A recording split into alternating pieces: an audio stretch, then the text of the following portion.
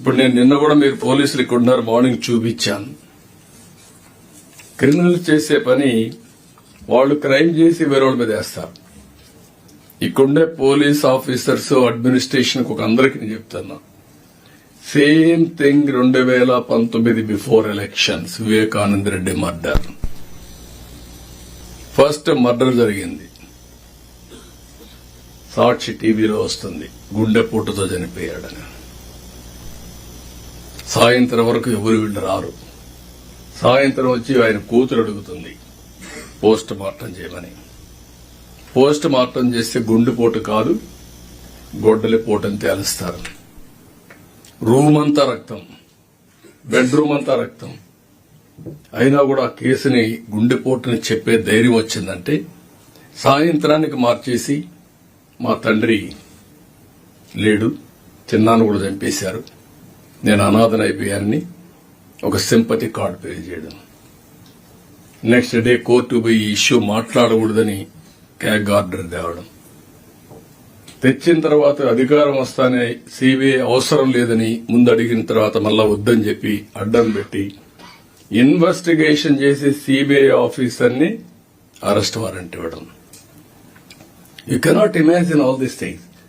Next day పేపర్లో నేను చంపేశానని, నారాసుర రక్త చరిత్రని పేపర్లు రాయడం. క్రిమినల్స్ మిస్లీడ్ చేయడం అంటే ఎట్టుంటుందో ఈ విషయం మనం గుర్తుపెట్టుకోవాల్సిన అవసరం ఉంది.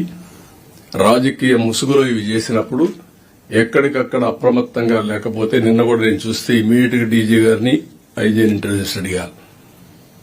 ఒక పోల్ ఎస్ఐ, ఆ ఎస్ఐ వీళ్లు వాళ్ళు గొడవపడ్డారు, ఛాలెంజ్ చేసుకుని తెలుగుదేశం ప్లస్ వైఎస్ఆర్ కాంగ్రెస్, నేను వెళ్తాను, నేను ఆర్గ్యూ చేస్తానని చెప్పి అతను అంటున్నాడు. సాక్షి టీవీలో ఇది మీరు చూడండి, సాక్షి టీవీలో వస్తుంది. చొక్కా పట్టుకొని వదలండి వదలండి వదలండి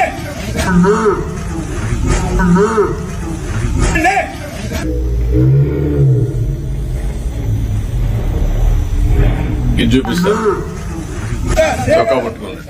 వదలండి ఓకే, అంటే 36 మంది చంపేశారని ఢిల్లీ ధర్నా చేస్తారు. పేర్లు ఇమ్మంటే ఎఫ్ఐఆర్ ఇమ్మంటే ఇవ్వరు.